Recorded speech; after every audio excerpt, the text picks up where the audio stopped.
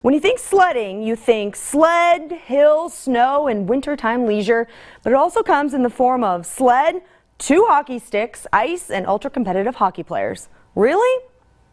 Really? You get this kind of dazed look, and they're like, well, how do you do that? And then you have to go through the process of explaining exactly how it works. Because you're turned so far you can't move, but if you're square, that shoulder can go all the way up. Sled hockey is played by a wide range of athletes with mobility limitations. For one group of disabled veterans in Monument, the rink has become their safe space. Getting the goal is our mission, and as warriors, as military, the mission's always first. And everybody that's a veteran understands that.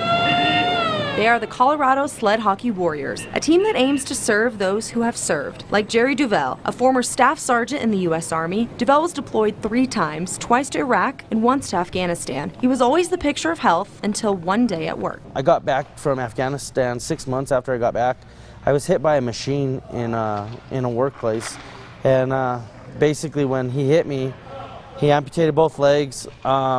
And I was pinned up against the wall. Jerry became a double amputee from the knee down, and like many of his teammates, he fell into a dark place. I was really addicted to the pain pills. And one day I just quit all my pills. I told my wife, I'm gonna need your help because I'm gonna really struggle during this time. So it's about a month I struggled with withdrawals and night terrors, just everything that comes with it, the sweats, the fevers. It was a nightmare. A nightmare he could not seem to wake up from until one afternoon drive with his wife. It was a little gas station and seen the sled hockey van, and nice pass, man. I had her stop so I could check it out. And once I started talking to the guy, he's come down on Saturday and try it. So as soon as I came down, he laid a big hit on me. And after that, I was like, oh my gosh, this is my sport. The sled hockey helped me pull through and, gave me light at the end of the tunnel. So I was able to get through and, help these guys, and they're able to help me on a daily basis. Having their fellow teammates back in more ways than one. For goalie Kevin Briniger, who drives 267 miles round trip, the Warriors hockey practice serves as weekly therapy. I actually have MS. I suffered a T12, T11 transverse myelitis. So I'm basically paralyzed from about the belly button down. I was in a dark place for a long time, physically and mentally, and it was just a moment of clarity. Once I saw that, okay, I can push my body like I used to push my body before, like from the military, you push yourself to the extremes, and I thought, okay, that was over. Brought me back to get me a little bit more mentally stable, and to actually be able to talk about myself with another para, because when you're in therapy, you kind of talk to anybody, then once therapy ends, you're kind of stuck on your own. Now we've talked about hockey, but we can also talk about, a lot of other issues that we have going on. Some of the veterans have disabilities that you cannot see, like PTSD. Or Linda Marquez is one of those who suffers from PTSD, but sled hockey was just what the doctor ordered. I never would have thought that a full contact sport would be therapeutic for me. I get knocked around just like everyone else, and some of the newer people are like, are you okay? Are you okay? It's like, out here we're just all hockey players.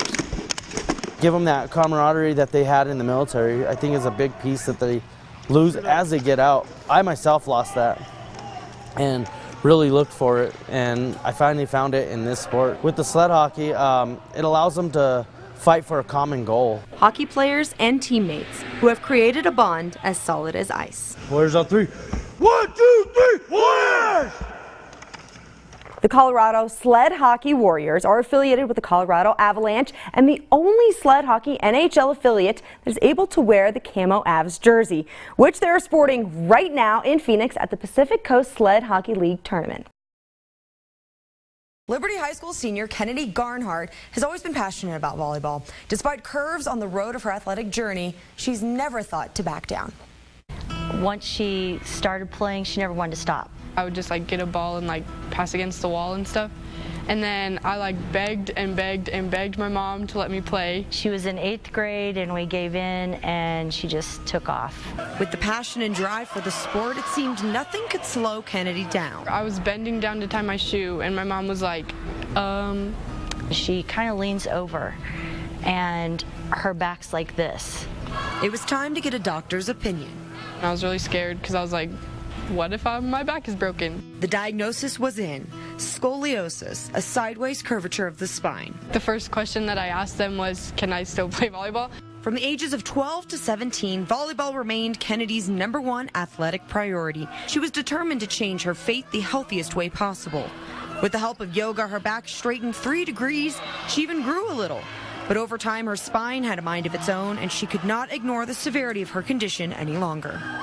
My junior year, right in the middle of volleyball season, I went in for an x-ray. I just knew like my back had been hurting a lot more, and I just kind of like knew. And he came back and he said, it's at 50. And he goes, we really should do surgery. I was really scared. That whole volleyball season, I didn't tell my coaches at the beginning, and I just kind of bottled everything up. I kept encouraging her. I said, you need to talk to your coaches so they know what's going on. And so she said, okay, I'm going to tell them. We were having one-on-ones with our coach, and she came in and she was like, Kennedy, you need to pick it up. You need to trust your passes. You need to set your hitters better and all this stuff. And I just broke down. I told her, this is my situation. I have to have surgery. This could be my last season of volleyball. I really don't know what's going to happen and all this stuff. And immediately they just came and hugged me and, told me that they would always be there for me. On the morning of May 15th, 2017, the soon-to-be high school senior went under the knife with no exact promise if she would be able to play volleyball at the same level again. I just had this really good feeling, and I trusted every single doctor and every person there. We went back, and the first thing she asked, she goes, am I taller? And she was. Post-surgery, Kennedy grew 1.5 inches, and her spine has been corrected from a 50-degree curve to a 12-degree curve. But despite the positive news post-op, Kennedy's mind was on the court. I definitely felt different. After about 6 weeks, you can start getting on the court a little bit. Nothing above your head, so no setting, which I'm a setter, so I was kind of heartbroken. And then at 3 months, that was full clearance. So I wrote stuff out every single time. I knew okay, this is the day when I can go play volleyball. A big circle around Bear Creek, the first game of Kennedy's senior volleyball season. My husband and I, we had tears in our eyes, and we got very emotional. I went to the gym with her quite a few times before tryouts, but to see her out on the court and to know that she had made it, we were just so proud of her. I cried the first time I played volleyball again. The very first set I had, it just overwhelmed me. Even more than her love for the sport, Kennedy wants other athletes with scoliosis to know surgery does not have to be the end of the road. Instead, it can be a new beginning. It's really, really hard. And there are lots of times where I was I can't do it. I just wanted to give up, but just stay with it, and it's so worth it. She was stronger just mentally and physically, and I knew that it was going to help her many years down the road from having this surgery. If I think of my life without playing volleyball and doing all of that stuff, it's just not the same. Playing my senior season of volleyball with my best friends that I've played with since 3rd grade, that's the biggest payoff, and it makes every single thing worth it.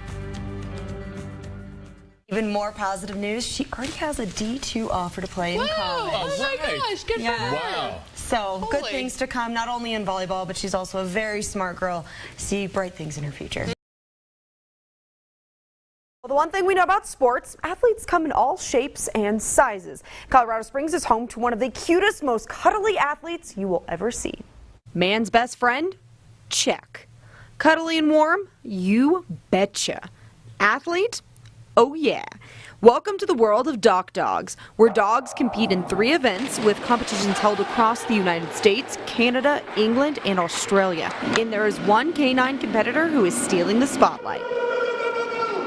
A little Hudson Colk, a little American Cocker Spaniel.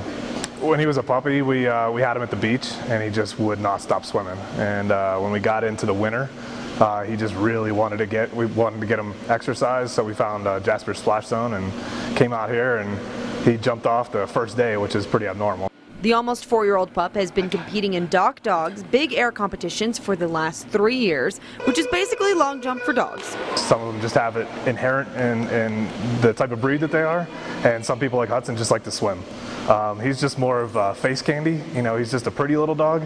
But even for adorable Hudson, he aims to train hard and compete harder. At least that's what he told me. All right, Hudson, we got to talk about this competition coming up on Saturday. Are you prepared? Hudson, how's your training been going? Right. He's gonna get back to work now. Hudson is a pure athlete. Yep. Some dogs that compete in big air competitions jump 25 to 30 feet. Hudson jumps a little shorter than that, but he always has fun. He likes to fly. He likes to be in the air, right? The second part, he loves swimming. He just loves being in the water. But he's a flying dog. He likes to be out there, stretch out, and hit the water. Well, I had a chance to work with Hudson, and let's just say our chemistry was not as good. He wasn't buying my skills right out of the gate. This weekend, Hudson and about 80 other dogs will join the athletes at the GoPro Mountain Games in Vail to compete Thursday through Sunday. Other events outside of the puppy party include rafting, climbing, and fishing, just to name a few.